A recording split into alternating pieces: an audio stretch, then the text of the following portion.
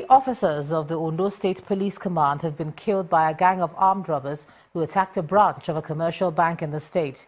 Our correspondent gathered that the robbery operation took place around 3 p.m. today. According to an eyewitness reporter, the robbers came in 3 vehicles from a neighboring state and blew the bank's doors with an explosive device. A detachment of policemen to the bank was said to have engaged them in a gun duel, but unfortunately 3 of the officers died in the encounter. The robbers later escaped with an unspecified amount of money. The spokesman of the police command, Femi Joseph, who confirmed the incident, explained that the Commissioner of Police, Gbenga Adeyanju, has commiserated with the families of the slain officers, adding that the command is tracking the robbers and appealed to the people to provide relevant information that could lead to their arrest. The Federal Executive Council has approved the draft of the 2018 budget proposal, and that was announced by the Minister of Budget and National Planning, Udo Udoma, at the end of the council meeting, presided over by President Muhammadu Buhari today. He told journalists that the date will be fixed for the President to submit the draft document to the National Assembly. Also speaking during the briefing, the Minister of Finance, Kemi Adeosun, said that 450 billion naira has so far been released as capital expenditure for the 2017 budget. Our correspondent Ibrahim Adra reports. The 2018 budget did come up for discussion at Thursday's meeting with President Muhammadu Buhari chairing.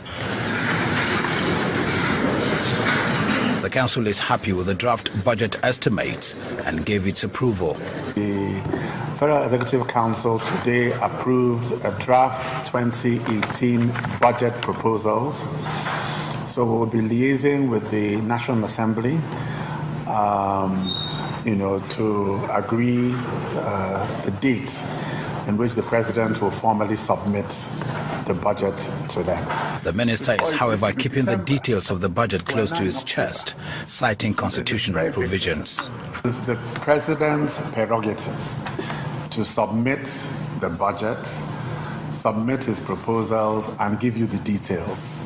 I'll be operating above my listing if I were to do that. That is for the President. The Constitution gives that authority to the President. The Ministry of Power, Works and Housing also presented a memo to the Council and got approval to spend over 700 million naira to boost power supply. A memorandum on behalf of Transmission Company of Nigeria for the construction of a 14-kilometer 330 kV transmission line to get them ready to evacuate the Azura power plant in Edo State when it is ready in May 2018. So Council approved the memo for the construction of that line for the sum of 796.6 million naira. Another approval was obtained for the establishment of a road trust fund structure, a PPP arrangement that will allow the private sector to get involved in road construction in exchange for tax credit. This new scheme is a collective scheme, which means if there are 10 companies on a road, the 10 of them can get together, do the road, and each of them will share a proportionate amount of tax credit, which will be recovered over a 3-year period. We expect this will mobilize significant capital into road provision across the country. The Ministry of Works will, of course, be approving the design and the costs of those roads. The BPP will also provide certificates of no objection to make sure that the costs are reasonable. She adds that so far 450 billion naira has been released for capital projects in the 2017 budget. From the presidential villa in Abuja, Ibrahim Adra, Channels Television News. We're staying in Abuja, but this time, let's check in with Gloria Umezuke. Hey, Gloria. Thank you, Ijoma. The police authorities have responded to the latest allegations leveled by Senator Issa Misal against the Inspector General of Police, including the alleged purchase of 2 jeeps for the president's wife. In a statement, the force public relations officer, Moshood Jimo, describes the allegations as baseless and outright falsehood and asks members of the public to disregard them. The statement refers to a media report in which Senator Misal accused the Inspector General of Police, Ibrahim Idris, of approving the purchase of the vehicles for Mrs. Aisha Buhari. CSP Jimo points out that Senator Misal's utterances are a deliberate attempt to misinform the public and drag the names of Mrs. Buhari and the IGP into a controversy. According to the statement, and I quote, "It is pertinent to state that at no time did the wife of the President and Commander-in-Chief of the Federal Republic of Nigeria, Mrs. Aisha Buhari, request directly or indirectly for vehicles for her use from the Inspector General of Police, and no vehicle, whether Jeep or SUV, has ever been given for her personal use," unquote. He says, following a request by the ADC to the President's wife on January the 17th, the IGP approved the assigning of 2 police vehicles, a Toyota Sienna bus and a Toyota Hiace bus, to Mrs. Buhari's convoy. The police spokesperson explains that the law indeed empowers the Inspector General of Police to deploy police vehicles for security operations. Meanwhile, the wife of the President has dissociated herself from Senator Misal's claims, saying in a tweet, and I quote, "I'm still using my personal cars." The National Library of Nigeria was established by the National Library Act of 1964 with its intended role as the dedicated home of Nigeria's institutional memory for future generations. Well, since inception, however, the National Library has struggled to fully achieve the stated objectives. On our big story tonight, our correspondent Ajuri Ingilali investigates the circumstances around the present condition of the institution.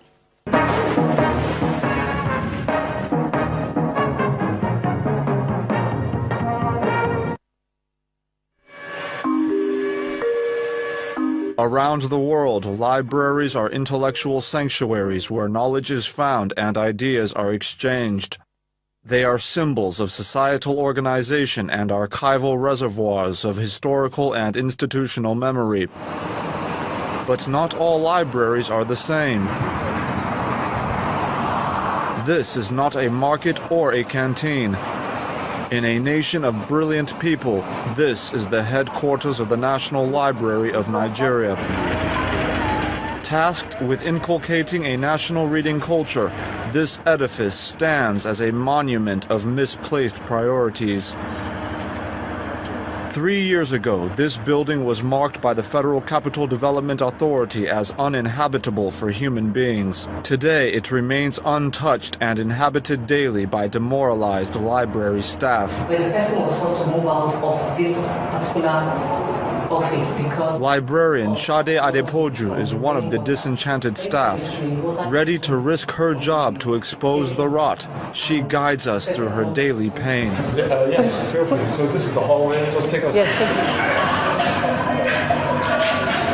These are the staff restrooms.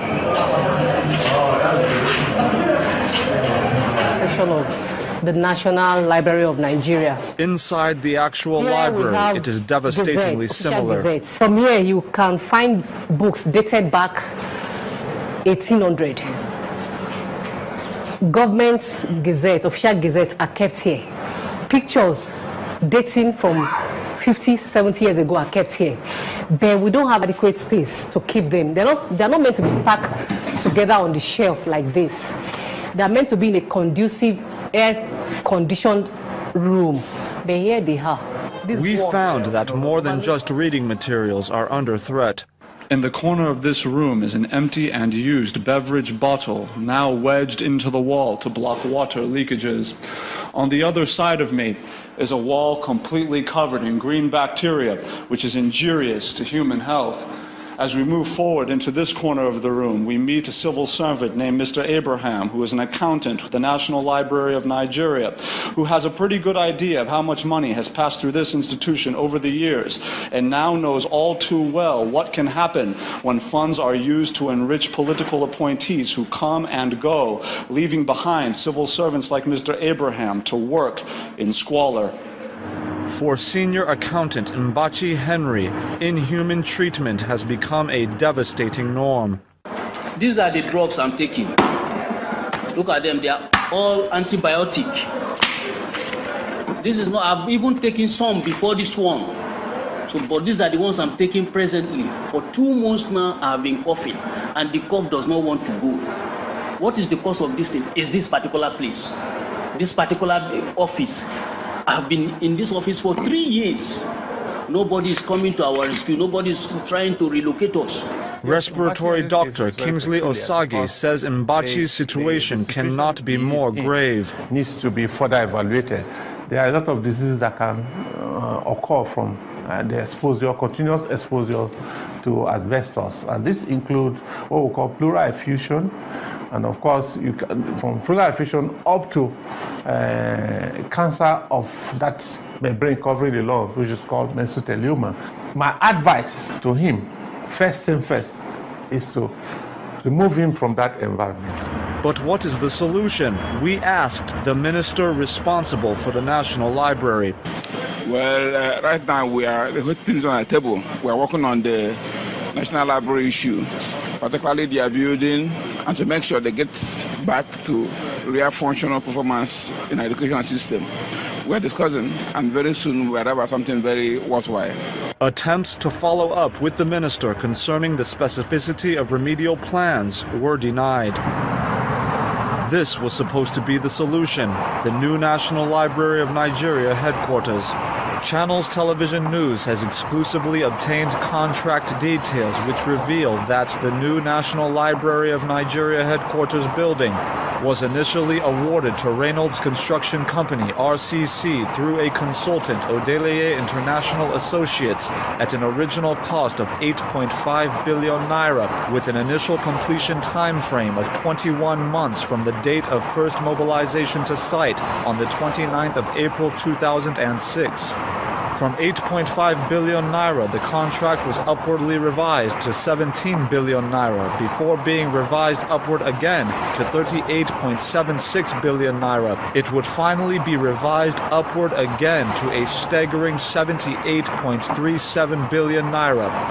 And nearly 12 years later, it stands hollow with 45% of the project completed. In every sector, the question of whether facilities will give Nigerians a chance to actualize their boundless potential arises.